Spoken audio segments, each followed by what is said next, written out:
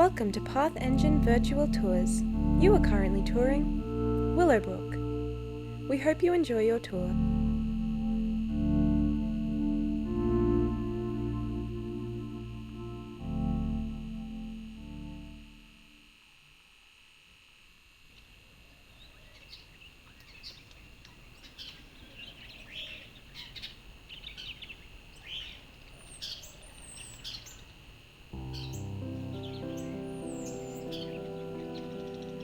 Welcome to Willowbrook. My name is Rex, and I will be your tour guide for today. Willowbrook sprawls between the Messina and Weymouth ranges.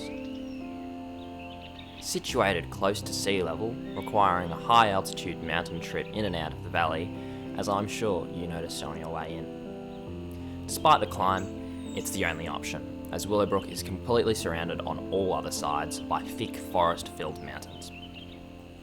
I appreciate you tuning in today, means a lot. Each and every advocate matters, and we need as much help as we can get.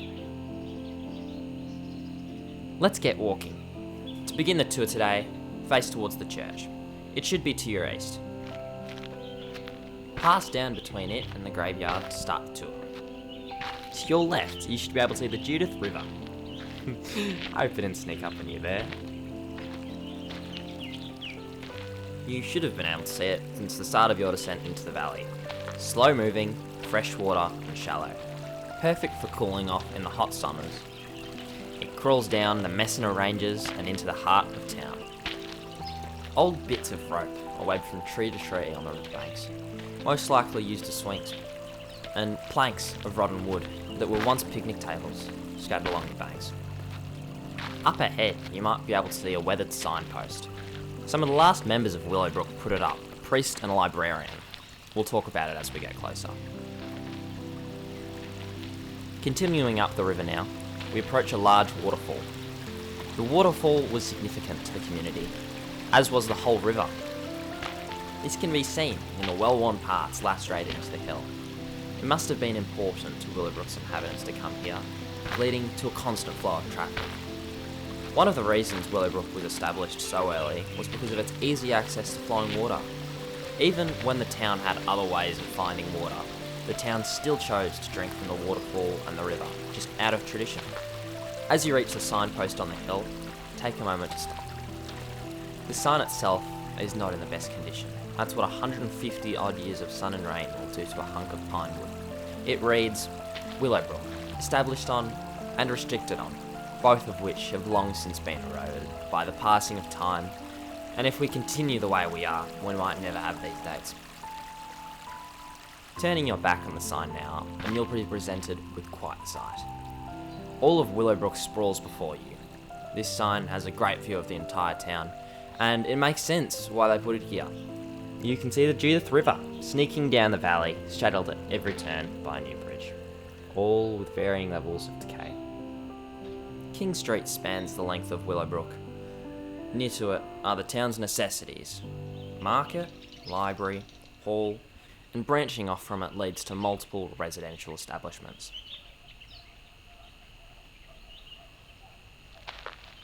You can now begin walking again.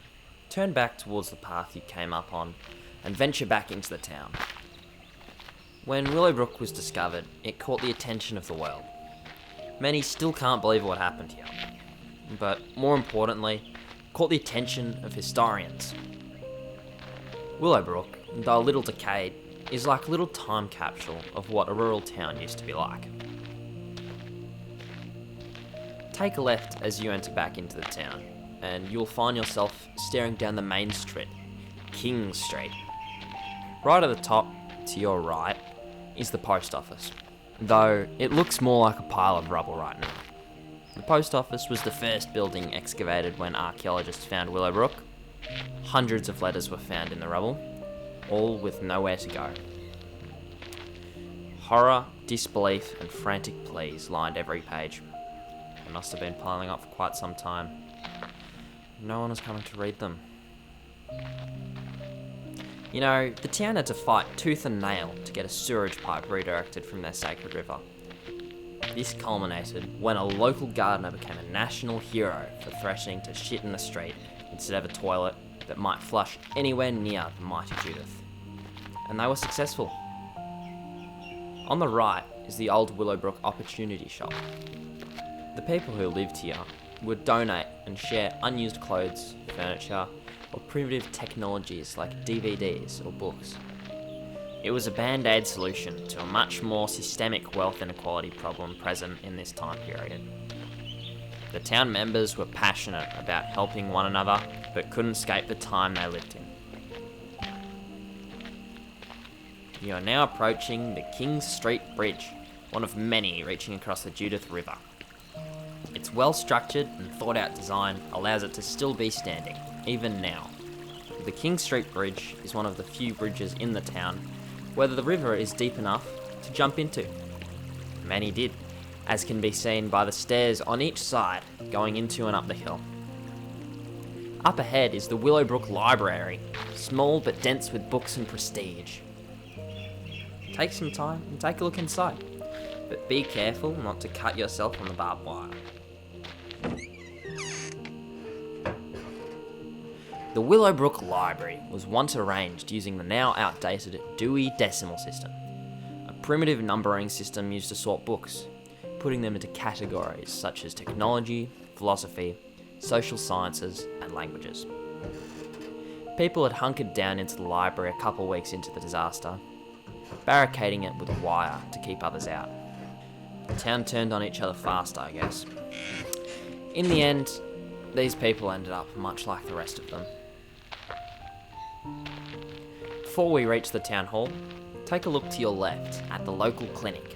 It can be a bit hard to spot between the trees and gas station. Should be to their left.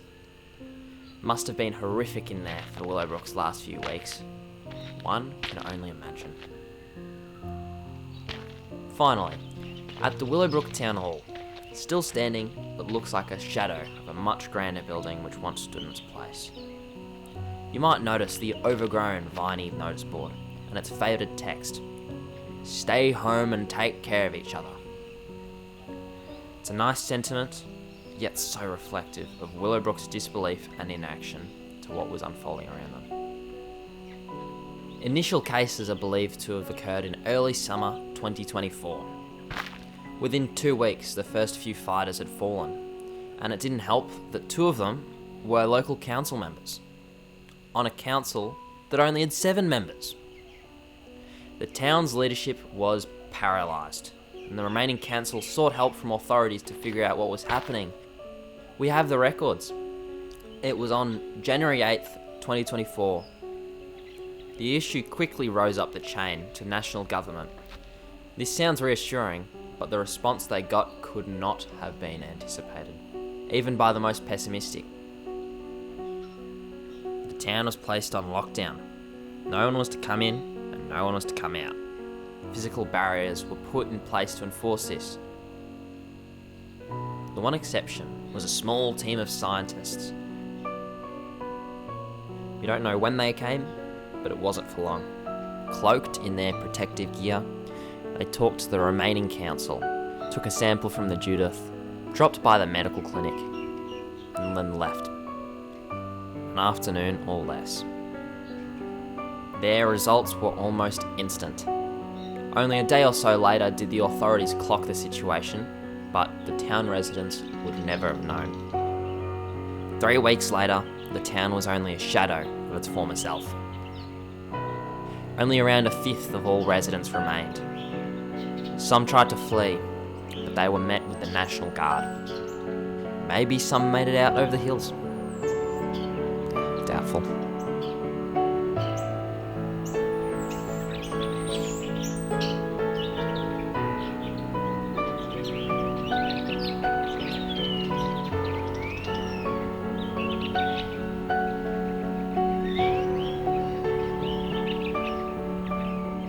You can turn around now. Head back towards the church, where we started.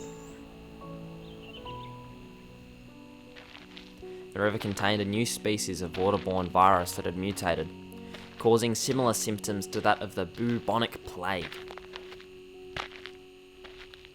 The scientists knew that if they sent further aid to the town, if they tried to pull out the uninfected, if they told the world what was happening, the disease would get infinitely harder to control. They risked spreading the disease outside the town. They reported these beliefs to the National Cabinet, and a decision was made. It's hard to know how it ended for Willowbrook, but it was nothing good. The town turned on each other, and within 2 months, they'd all succumbed. Willowbrook was scrubbed from all publicly available databases, nearly all confidential ones too. And damn, they did a good job. The establishments were erased off maps, the people's identities deleted, roads towards Willowbrook torn up, and relatives threatened and silenced. Willowbrook was gone. If it weren't for the great data leak of 2168, Willowbrook would still be gone. As the years go on, it gets harder and harder to discover the atrocities committed here, as more and more details are lost to time. We've found almost everything we can. The remaining truths lie in the rubble and debris found here.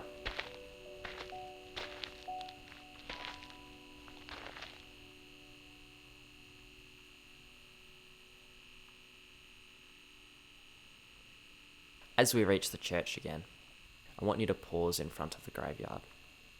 Here lies only some of the around 400 victims of this governing failure. The town ran out of steam to properly bury the rest. These are the people we are fighting for. Their suffering cannot go without justice. It's time to seek reparations and acknowledgements of the harm caused here 147 years ago. To get justice for Willowbrook.